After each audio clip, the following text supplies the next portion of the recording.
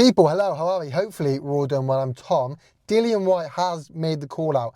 I said a while ago when Derek Chisora beat Joe Joyce, I said I think a fight they might aim to make is Derek Chisora versus Dillian Whyte 3. I said the fight kind of makes sense, but it's somewhere I can see them going. Derek Chisora wants to hit 50 fights, only got 2 left. Dillian Whyte's obviously looking at kind of trying to make a comeback, I guess, or even just maybe make some money before retirement himself.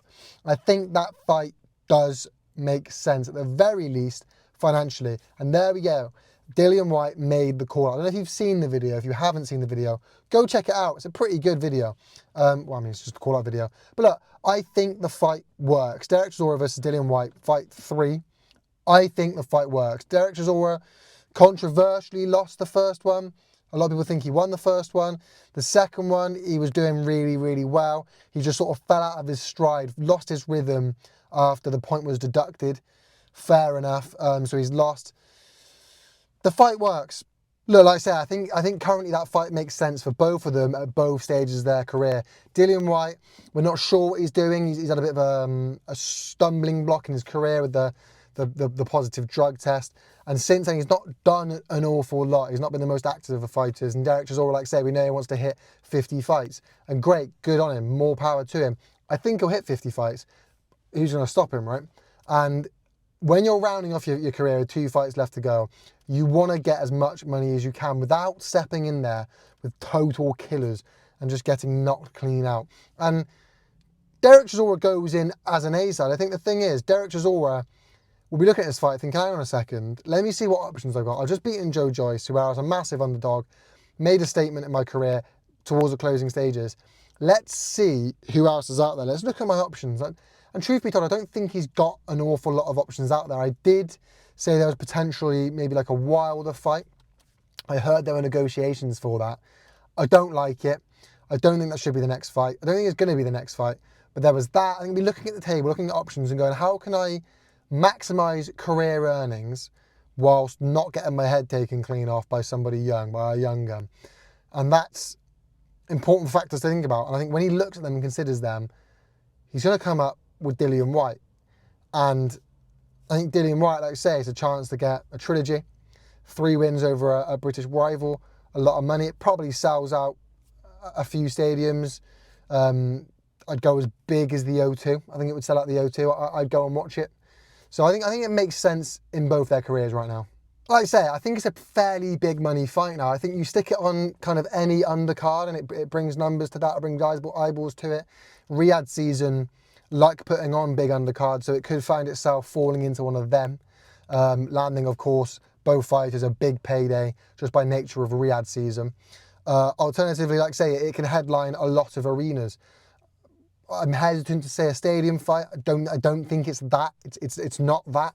But what it is a big arena. It's, you know, I mean, I say a big arena. Obviously, it could comfortably do things like York Hall, but also you've got the AO Arena up in Manchester. You've got the O2 in London. I think it probably relatively comfortably sells both of them out. I think it's a good fight that a lot of people wouldn't mind seeing, to be honest. I wouldn't mind seeing it myself.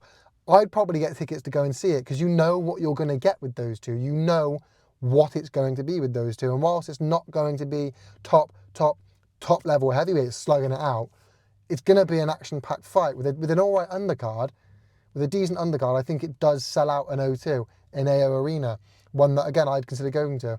And I know that's what Derek Chisora wants. Now let's talk about the actual fight. Do I think it'll be a barnstormer? No. Do I think it'll even beat either of the first two? No.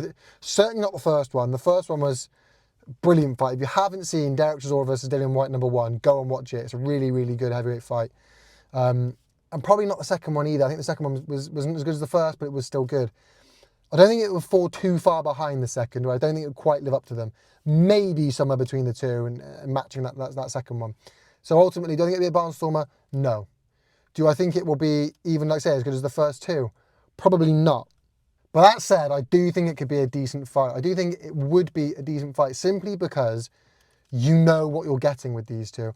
The build-up to the fight would be really good. I know they're friendly at the moment, but, I mean, he called them out for a reason. The build-up would be really good.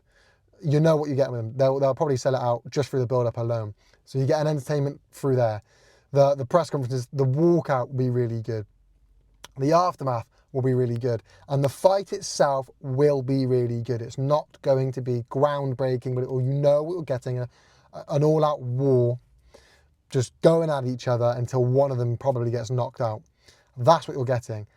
And sometimes that's all you want. Sometimes that's all you need from a heavyweight fight at the end of the day, is just a top clash. And that's what you'd get with these two. Like I say, you line it up with a decent undercard, and actually it probably sells out a lot of arenas. You chuck it on a Riyadh season undercard, and it wouldn't look out of place. So you know what you're getting, and I think that makes up for it. A lot of these fights, AJ versus Dubois, for example, could end up being a bit boring. If Dubois gets scared or clipped, if Dubois comes out 100 miles an hour, gets clipped early, and thinks, oh, actually, I don't want any part of that, and backs off a bit, and then AJ probably isn't, like I say, he's not a pressure fighter, is he? So then that could end up being a 12-round slugfest, like the Ruiz 2, like the Joseph Parker. I like stuff like that. I don't mind it, but a lot of people don't. And it's that uncertainty where you know it's not going to be that with a Derek Chisora and a Dillian Whyte. I think finally, the only thing I want to touch on other than that is, like say, looking at both fighters, what else kind of is there for them? When you've got a fight that's, again, not blockbuster, but a big fight staring you in the face, and for Dillian Whyte, it's Derek Chisora, or for Derek Chisora, it's Dillian Whyte. What else kind of is there? I mean, like I say, maybe Wilder talks for Chisora, but actually, why? I think Wilder needs to retire anyway. So, Dillian Whyte, the AJ fight's dead in the water, at least for the time being. So, kind of what else is there for you that's going to be entertaining, get you some money, and you're not going to get your head taken? I mean, you might get your head taken clean off, part of the fun, but there's not really that much. There's not really that much out there for them. There's not a lot of.